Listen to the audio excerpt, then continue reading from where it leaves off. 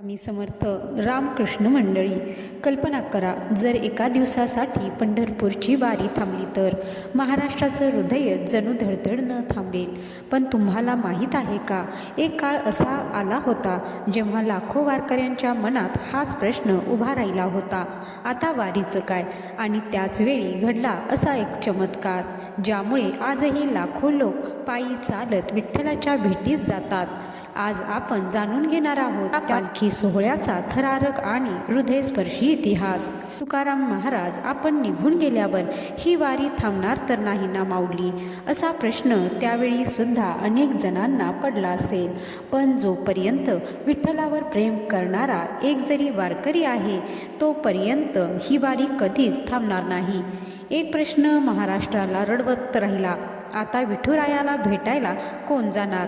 तेव्हा लाखो लोकांचा एकच आधार उरला, पण त्या सावळ्या पांडुरंगाने असा कोणता चमत्कार केला जो आजही लाखो लोकांना चालवत आहे? एका लेकरानं ठरवलं, बाप गेला तरी त्याची वारी कधीच थांबू देणार नाही. इतिहास बदलला आणि जन्म झाला अखंड चालणाऱ्या पवित्र पालखी सोहळ्याचा. ही फक्त वारी नाही, हा महाराष्ट्राच्या आत्म्याचा प्रवास आहे. शेकडो वर्ष झाली पण लाखो वारकरी आजही या एका हाकेसाठी सर्व काही सोडून निघतात का? वारकरी संप्रदायाचा पाया ज्यांनी रचला ते साक्षात विश्वात्मक रूप असलेले संत ज्ञानेश्वर माऊली, आणि ज्यांनी या भक्तीच्या मंदिरावर कळस चढवला ते जगद्गुरू श्री संत तुकाराम महाराज. हे दोन्ही महामानव त्यांच्या हयातीत स्वतः पायी चालत ऊन पावसाची तमा न बाळगता दरवर्षी आषाढी एकादशीला पंढरपूरची वारी करत असत. देहू आणि आळंदीवरून निघून 18 पगड जातीच्या लोकांना सोबत घेऊन ते पायी चालत पंढरीला जायचे. पण या दोन्ही महामानवांच्या वैकुंठ गमनानंतर, देहत्यागानंतर महाराष्ट्राच्या आध्यात्मिक जीवनात एक भयंकर मोठी, कधीही न भरून निघणारी पोकळी निर्माण झाली होती. लाखो वारकऱ्यांच्या मनात एकच काळजाला घरे पाडणारा प्रश्न घुमत होता की आता आपल्या या लाडक्या संतांना पंढरीच्या विठुरायाची भेट कशी घडवून आणायची? आता ही वारी कशी पूर्ण होणार? देवाची आणि भक्ताची ताटातूट अशीच कायम राहणार का? याच भयंकर अस्वस्थतेतून आणि अखंड निस्सीम भक्तीतून जन्म झाला तो महाराष्ट्राच्या मातीतील सर्वात मोठ्या, सर्वात भव्य आणि जगातील एका अकल्पनीय अशा पालखी सोहळ्याचा. इंद्रायणी नदीच्या काठावर वसलेले देहू गाव. संत तुकाराम महाराजांनी आपले संपूर्ण आयुष्य या गावाला आणि विठ्ठलाच्या भक्तीला अर्पण केले होते. तुकोबांचा शब्द म्हणजे साक्षात वेदांचा अर्थ होता. पण फाल्गुन वद्य द्वितीयेचा तो अंगावर शहारे आणणारा दिवस उजाडला. तुकाराम महाराज सदेह वैकुंठाला गेले. तुकोबांचे हे अचानक निघून जाणे देहूकरांसाठी आणि संपूर्ण महाराष्ट्रासाठी एखाद्या भयंकर वज्राघातासारखे होते. देहू गावात स्मशानासारखी भयान शांतता पसरली होती. इंद्रायणीचे पाणीही जणू हुंदके देऊन रडत होते. तुकाराम महाराजांच्या पश्चात त्यांचे सर्वात धाकटे सुपुत्र नारायण महाराज यांचे मन सतत एका भयंकर हुरहुरीने आणि विरहाने जळून खाक होत होते. आपले वडील आता या जगात नाहीत आणि ते आता कधीही पंढरीच्या वाटेवर चालताना दिसणार नाहीत, ही कल्पनाच त्यांना सहन होत नव्हती. नारायण महाराज तासनतास इंद्रायणीच्या काठावर बसून राहायचे. डोळ्यातून अश्रूंच्या अखंड धारा वाहायच्या. त्यांना आपल्या वडिलांचा आणि त्यांच्या लाडक्या सावळ्या परब्रह्माचा विरह क्षणभरही सहन होत नव्हता. त्या काळात आजच्यासारखे डांबरी रस्ते नव्हते, गाड्या नव्हत्या. पंढरपूरचा मार्ग म्हणजे अंगावर काटा आणणारा प्रवास होता. वाटेत अत्यंत दाट अभेद्य जंगले होती, हिंस्र श्वापदे होती. पावसाळ्यात दुथडी भरून वाहणाऱ्या आणि वेड्या वाकड्या वळणांवर नद्यांचे महापूर होते. तसेच चोर लुटारूंची भयंकर भीती असायची. पण नारायण महाराजांनी एक अतिशय कठोर, ऐतिहासिक आणि अंगावर शहारे आणणारा निर्णय घेतला. नारायण महाराजांनी आपल्या वडिलांच्या तुकाराम महाराजांच्या वापरातील वस्तू शोधल्या. त्याने तुकोबांच्या अस्तित्वाची खूण म्हणून त्यांच्या चांदीच्या पादुका तयार करून घेतल्या. त्या पादुका एका सुंदर नक्षीदार लाकडी पेटीत ठेवल्या. अत्यंत प्रेमाने एका लहान मुलासारखे हुंदके देत त्यांनी त्या पादुका आपल्या गळ्याशी हृदयाजवळ घट्ट बांधल्या. देहूतील सर्व गावकरी वारकरी तिथे गोळा झाले होते. सर्वांच्या डोळ्यातून पाणी वाहत होते. तेव्हा नारायण महाराज अत्यंत भावूक होऊन काळजाला भिडणाऱ्या आवाजात गावकऱ्यांना उद्देशून कडाडले. माझ्या तीर्थरूपांचा, माझ्या बापाचा आणि त्या पंढरीच्या सावळ्या परब्रह्माचा विरह मी उघड्या डोळ्यांनी पाहू शकत नाही. माझ्या बापाचा श्वास, त्यांचा जीव त्या पंढरीत, त्या चंद्रभागेच्या वाळवंटात अडकला आहे. या वाटेवर आता कितीही संकटे येवोत, रखरखीत ऊन पडो, आकाशातून मुसळधार पाऊस येवो, जंगलातील हिंस्र प्राणी आडवे येवोत किंवा या भयानक वाटेवर चालताना माझा देह मातीत मिसळला तरी बेहत्तर, पण माझ्या बापाच्या या पादुका मी माझ्या विठुरायाच्या चरणी ठेवल्याशिवाय राहणार नाही. आजपासून माझा तुका या पादुकांच्या रूपाने पंढरीला जाईल आणि जगाच्या अंतापर्यंत जात राहील. अशा प्रकारे इसवी सन 1685च्या सुमारास गळ्यात आपल्या बापाच्या पादुका बांधून, डोळ्यातून अश्रूंच्या धारा वाहवत, पायात साधे वाहनही नसताना नारायण महाराजांनी पहिल्यांदा तुकोबांच्या वारीला एका नव्या स्वरूपात सुरुवात केली. पुढे याच पादुका एका भव्य सजवलेल्या पालखीतून नेण्याची प्रथा सुरू झाली, ज्याने देहूच्या पालखी सोहळ्याचा पाया रचला. इकडे आळंदीत मात्र एक वेगळेच अत्यंत नाट्यमय आणि दैवी थरार घडणार होता. देहूतील घटनेच्या शेकडो वर्षाआधीच वयाच्या अवघ्या 21व्या वर्षी संत ज्ञानेश्वर माऊलींनी आळंदीच्या सिद्धबेटात अजान वृक्षाच्या छायेखाली संजीवन समाधी घेतली. माऊलींनी संपूर्ण जगाला ज्ञानेश्वरीच्या रूपाने ज्ञानाचा आणि प्रेमाचा महासागर दिला होता. पण काळाच्या ओघात शेकडो वर्ष उलटून गेल्यानंतरही आळंदीतील माऊलींच्या समाधीचा परिसर थोडा दुर्लक्षित झाला होता. वारीची प्रथा होती, पण माऊलींच्या पादुका पंढरपूरला नेण्याची कोणतीही संघटित, शिस्तबद्ध किंवा मोठी व्यवस्था नव्हती. याच आळंदीत माऊलींच्या संजीवन समाधीची व्यवस्था पाहणारे एक अतिशय श्रीमंत, शूर आणि राजेशाही थाटात जगणारे सरदार आले. हैबतराव बाबा अरगडे. हैबतराव बाबा हे साधेसुधे माणूस नव्हते. ते ग्वाल्हेरच्या महादजी शिंदे सरकारांच्या शिंदे घराण्याच्या दरबारातील एक अतिशय वजनदार, ताकदवान आणि शूर सरदार होते. त्यांच्याकडे अफाट संपत्ती होती. गावात भव्य राजवाडे होते. शेकडो सैनिकांचा पहारा असायचा. सोन्या नाण्याच्या तिजोऱ्यांनी त्यांचे घर भरलेले होते आणि अंगावर कायम भरजरी रेशमी कपडे, मोत्यांच्या माळा आणि हातात भवानी तलवार असायची. सत्तेच्या आणि श्रीमंतीच्या माजाने त्यांचे जीवन व्यापले होते. पण नियतीच्या मनात काही वेगळेच होते. एका भयंकर आणि रक्तरंजित युद्धात शत्रूंच्या प्रचंड मोठ्या फौजेने हैबतराव बाबांना आणि त्यांच्या तुकडीला चारही बाजूंनी घेरले. भयंकर कत्तल झाली आणि दुर्दैवाने हैबतराव बाबा शत्रूंच्या हाती जिवंत सापडले. शत्रूंनी त्यांना साखळदंडांनी बांधले आणि एका अत्यंत अंधाऱ्या, कुबड, जिथे सूर्याचा एक किरणही पोहोचत नाही अशा भयंकर तुरुंगात डांबले.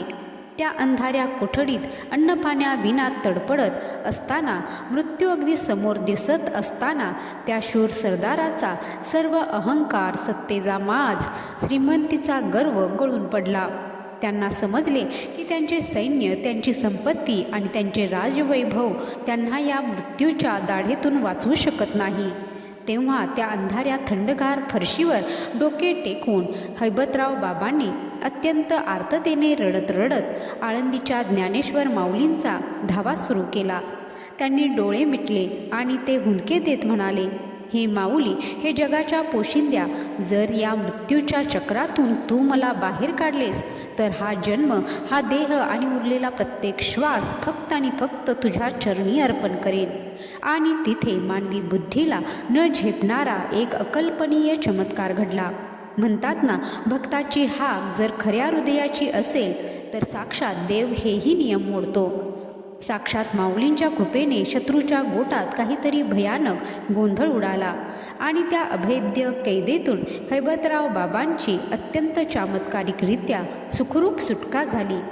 या एका घटनेने त्या श्रीमंत सरदाराचे जीवन मुळासकट कायमचे बदलून टाकले. त्यांच्यातील उरलासुरला सत्तेचा अहंकार एका क्षणात राखेसारखा उडून गेला. ग्वाल्हेरला परत न जाता ते थेट आळंदीला आले. त्यांनी आपली सर्व संपत्ती आणि राजेशाही थाटमाट माऊलींच्या समाधीवर अर्पण केला. अंगावरील ती लाखो रुपयांची रेशमी वस्त्रे आणि सोन्याची शस्त्र फेकून देऊन त्यांनी वारकऱ्याची साधी पांढरी सुती वाकळ अंगावर घेतली आणि गळ्यात तुळशीची माळ घातली.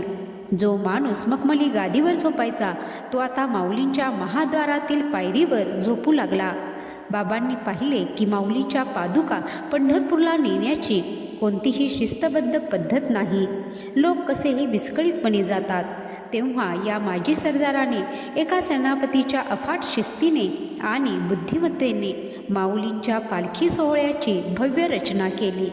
त्यांनी शिंदे सरकारांना पत्र पाठवून पालखीसाठी राजेशाही तंबू, हत्ती, घोडे, जरीपटका, भगवा, ध्वज आणि मानाचे नगारे आणले. त्यांनी पालखीच्या पुढे आणि मागे चालणाऱ्या दिंड्यांची रचना केली, चोपदार नेमली, मानकरी ठरवले. माऊलींच्या समाधीसमोर साष्टांग दंडवत घालत डोळ्यातून घळाघळा अश्रू गाळत बाबा अत्यंत गहिवरून पण एका कणखर आवाजात म्हणाले, माऊली, या नाशवंत जगातील सत्तेचा आणि पैशाचा मला आता भयंकर वीट आला आहे. हे जगातील सर्व वैभव, हे सोने नाणे एका कचऱ्या समान आहे. तुम्हीच माझे सर्वस्व आहात. आता माझ्या आयुष्याचा एकच ध्यास आहे, तो म्हणजे तुम्हाला तुमच्या लाडक्या विठुरायाला भेटवायला अत्यंत राजेशाही थाटात आणि जगातील सर्वात मोठ्या सन्मानाने पंढरीला घेऊन जाणे.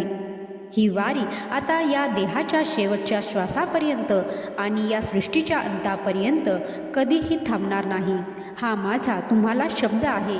आणि अशा प्रकारे इसवी सन 1832मध्ये हैबतराव बाबांनी आळंदीहून संत ज्ञानेश्वरांची पालखी अत्यंत भव्य शिस्तबद्ध एका दैवी सोहळ्याच्या रूपात पंढरपूरकडे नेण्यास सुरुवात केली. आज जी आळंदीची पालखी आपण पाहतो तिची संपूर्ण रचना, तिची शिस्त आणि तिचा शाही थाट हा या एकाच माणसाच्या हैबतराव बाबांच्या अफाट त्यागातून निर्माण झाला आहे. दिवस, आठवडे आणि महिने सरत गेले. आषाढ महिना सुरू झाला की महाराष्ट्राच्या या दोन पवित्र गावांमधून देहू आणि आळंदीतून पालखी प्रस्थानाचा तो अंगावर शहारे आणणारा सुवर्ण दिवस यायचा. आज शेकडो वर्ष उलटून गेली तरीही तोच थरार दरवर्षी अनुभवायला मिळतो. प्रस्थानाच्या दिवशी आकाशात काळेकुट्ट भयंकर ढग दाटून आलेले असतात. विजांचा डोळे दिपवणारा कडकडाट आणि पाठोपाठ मुसळधार पावसाला सुरुवात होते. रस्त्यांवर चिखल साचलेला असतो, पण या लाखो वारकऱ्यांच्या चेहऱ्यावर थकव्याचा किंवा दुःखाचा लवलेशही नसतो. अंगावर अत्यंत साधे सुती कपडे, धोतर आणि टोपी. बायकांच्या अंगावर नऊवारी साड्या, डोक्यावर तुळशीची हिरवीगार वृंदावने, खांद्यावर वाऱ्याने डौलाने फडकणारी भगवी पताका आणि मुखातून निघणारा फक्त आणि फक्त ज्ञानबा तुकाराम आणि माऊली माऊली हा एकच गगनभेदी गजर. हा गजर इतका प्रचंड असतो की जणू आकाशातील ढगही त्या आवाजाने फाटतील. ही वारी फक्त चालण्याची प्रक्रिया नाही, तर ती मानवी जीवनातील सर्वात मोठी आध्यात्मिक शाळा आहे. देहू आणि आळंदीवरून निघालेल्या पालख्या पुणे शहरात येतात. तिथून पुढे दिवे घाटाची ती अत्यंत कठीण, छाती दडपून टाकणारी चढण सुरू होते. पावसाळ्यात तापलेल्या जमिनीतून निघणाऱ्या वाफा आणि अंगाला झोंबणारा थंड वारा अशा जीवघेण्या हवामानातही हे वारकरी सलग 21 दिवस रोज 25 ते 30 किलोमीटर पायी चालतात. वाटेत जेव्हा पालखीचा मुक्काम असतो, तंबू ठोकले जातात, तेव्हा तिथे मानवतेचे सर्वात मोठे दर्शन घडते. या वारीत श्रीमंत, गरीब, उच्च नीच, ब्राह्मण, मराठा, दलित हा सगळा अमानुष भेद अक्षरशः मातीत गाडला जातो. एखाद्या मोठ्या टोलेजंग वाड्याचा लाखो रुपयांचा मालक असलेला श्रीमंत शेठ आणि दुसऱ्याच्या शेतात उन्हात राबणारा फाटक्या कपड्यातील गरीब मजूर, दोघेही एकमेकांच्या गळ्यात गळे घालतात, एकमेकांच्या पाया पडतात. गरिबाने आणलेली कोरडी करपलेली भाकरी आणि श्रीमंताने आणलेले गोडधोड सर्व एकत्र करून ते एकाच पंक्तीत एकमेकांच्या उष्ट्या ताटात अत्यंत आनंदाने जेवतात. वारीने संपूर्ण जगाला, मानव जातीला ओरडून शिकवले आहे की देवाच्या दारात सोन्या नाण्याला कवडीची किंमत नसते. तिथे किंमत असते ती फक्त आणि फक्त तुमच्या आत असलेल्या शुद्ध भावाला. प्रवासातील सर्वात डोळ्यांचे पारणे फेडणारा आणि श्वास रोखून धरणारा क्षण म्हणजे पालखीचे रिंगण. जेव्हा हजारो वारकरी एखाद्या मोठ्या मोकळ्या आणि चिखलाने भरलेल्या मैदानात अत्यंत शिस्तीने एकमेकांचे हात धरून गोलाकार उभे राहतात, तेव्हा मध्ये एक मोठी रिकामी जागा तयार होते. टाळ आणि मृदुंगाचा नाद एका वेगळ्याच अंगात वीरश्री संचारणाऱ्या लयीत सुरू होतो आणि मग त्या रिंगणाच्या मध्यभागी सोडला जातो माऊलींचा पवित्र अश्व. तो घोडा कोणीही चालवत नाही, त्याच्या पाठीवर कुणीही स्वार नसतो, पण तरीही तो घोडा त्या गोलाकार मैदानात वाऱ्याच्या भयंकर वेगाने चौखूर उधळत धावू लागतो. त्याच्या टापांचा तड तड असा आवाज काळजाचा ठोका चुकवतो. वारकऱ्यांची अशी ठाम श्रद्धा आहे की त्या घोड्यावर साक्षात अदृश्य रूपात ज्ञानेश्वर माऊली स्वार असतात. त्या घोड्याच्या टापांखाली उडणारी चिखलाची आणि मातीची धूळ, ज्याला वारीत रज म्हणतात, ते हजारो वारकरी अत्यंत भक्तिभावाने अक्षरशः जमिनीवर लोळून आपल्या कपाळाला आणि संपूर्ण अंगाला फासतात. जणू ते साक्षात वैकुंठातील महामूल्यवान चंदनच होय. तो क्षण पाहताना साक्षात देवाचेही डोळे पाणवत असतील. आणि मग उजाडतो तो परमोच्च आनंदाचा, काळजाचा ठोका चुकवणारा आणि जन्माचे सार्थक करणारा दिवस. आषाढी एकादशीच्या आदल्या दिवशी दशमीची ती पवित्र संध्याकाळ, जेव्हा तुकाराम महाराज आणि ज्ञानेश्वर माऊलींच्या दोन्ही पालख्या पंढरपूरच्या अगदी वेशीवर वाखरी या गावात पोहोचतात, तेव्हा तिथे होणारे संतांचे मिलन पाहण्यासाठी साक्षात 33 कोटी देवही आकाशातून गर्दी करत असतील. लाखो वारकऱ्यांचा तो महासागर, टाळ मृदुंगाचा तो गगनभेदी नाद, डोक्यावर उडणारे लाखो भगवे झेंडे आणि वाखरीच्या आकाशात उडणारा तो भक्तीचा प्रेमाचा दाट गुलाल, जणू संपूर्ण आसमंत भगवा आणि गुलाबी झालेला असतो. दुसऱ्या दिवशी आषाढी एकादशीच्या पहाटे हे लाखो वारकरी जेव्हा पंढरपूर नगरीत प्रवेश करतात, तेव्हा सगळ्यात आधी ते धाव घेतात ती चंद्रभागा नदीकडे. शरीर मातीने, चिखलाने आणि घामाने माखलेले असते. पाय चालून चालून रक्तबंबाळ झालेले असतात. पायाला मोठे फोड आलेले असतात.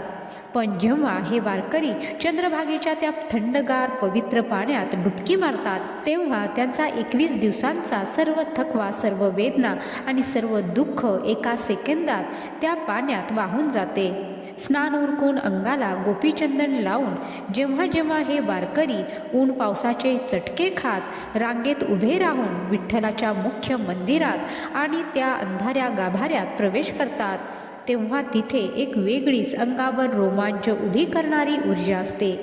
गाभाऱ्यात तुळशीचा आणि चंदनाचा सुगंध दरवळत असतो. त्यांचे डोळे पाण्याने डबडबलेले असतात.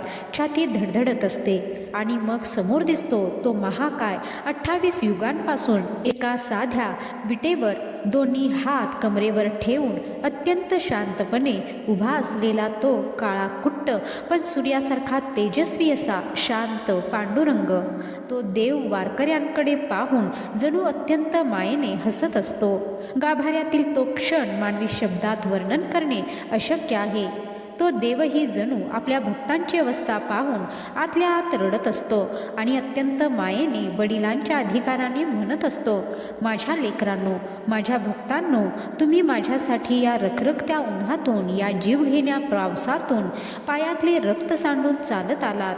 अरे, मी तर तुमच्यासाठी केव्हापासून 28 युगांपासून या विटेवर उभा आहे. मला ना तुमच्या संपत्तीची हाव आहे, ना तुमच्या राजवैभवाची.